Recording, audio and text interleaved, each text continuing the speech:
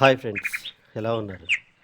గోదావరి తీరంలోని కోనసీమ వంకర వంకరగా సాగిపోయే వాగులు, పచ్చదనపు తోటలతో ప్రకృతిని తలపించే గ్రామీణ వాతావరణం. ఈ భూభాగం పేరు వినగానే మామిడి, కొబ్బరి ప్రశాంతత గుర్తుకొస్తాయి. అయితే ఇదే భూభాగం ఇప్పుడు రైతుల కన్నీటి కథగా మారుతోంది. తోటల్లో కాస్తున్న మామిడి పండ్లు బయటికి మెరిసిపోయేలా కనిపిస్తున్న, లోపల పురుగులు కదులుతున్న దృశ్యాలు రైతుల గుండెకు చెంపదెబ్బలా మారాయి.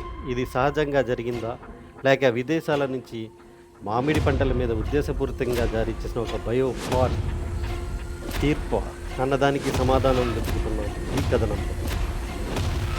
మీ చేతుల్లో ఉన్న మామిడి పండు చూసేలాగా బంగారు రంగులో మెరిసిపోతుంది, కానీ లోపల పురుగులు కదులుతున్నాయి.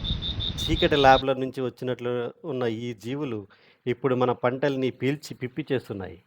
ఇది యాదృచ్ఛికమా, లేక మన పంటలపై జరుపుతున్న బయోవార్ యుద్ధమా?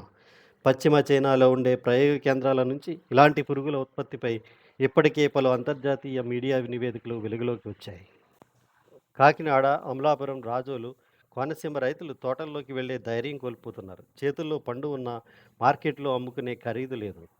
ఇటీవల అహ్మదాబాద్ విమాన ప్రమాదం, మరికొన్ని విదేశీ కుట్రలపై ప్రశ్నలు వచ్చాయి. అలాగే మన పంటల మీద అలాంటి కుట్ర జరుగుతోందా అనే అనుమానం వస్తుంది. ఇది ఒక పండు సమస్య కాదు, ఇది రైతు కన్నీటి సమస్య. ఇది మన దేశ భద్రతకి సంకేతం. ఇప్పుడు పచ్చగా ఉన్న పండు వెనుక పచ్చి పులి ముప్పు దాగుంది. మా ఈ కథనం మీకు నచ్చినట్లయితే లైక్ చేయండి, షేర్ చేయండి, సబ్స్క్రైబ్.